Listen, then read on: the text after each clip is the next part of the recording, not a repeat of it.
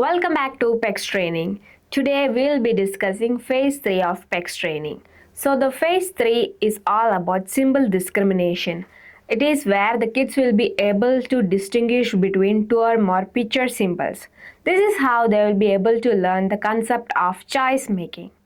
The purpose of phase 3 is all about visually discriminating the choices. Like here, the kids will be getting different choices. For example, it will be like chocolate, ice creams, gym ball, slime, etc. So here the kids will be able to make preference. What is important or what is their desired need.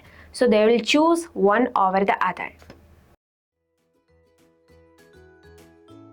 Ara, which one you want? Arohi, here you have Tic Tac, slime, chocolate and water. What do you want? What is that?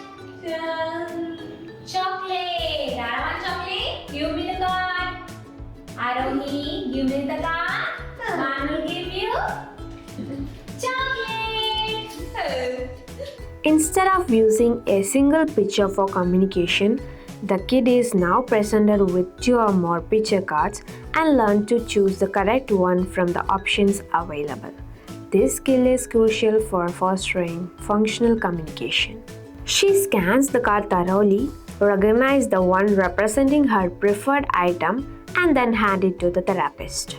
In response, Arohi is immediately rewarded with the item she chose, reinforcing her understanding that her actions and choices communicate her needs.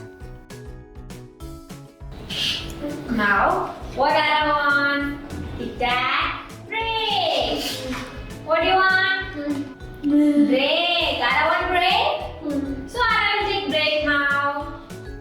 Thanks for watching. If you find this video inspiring, please do like, share and subscribe.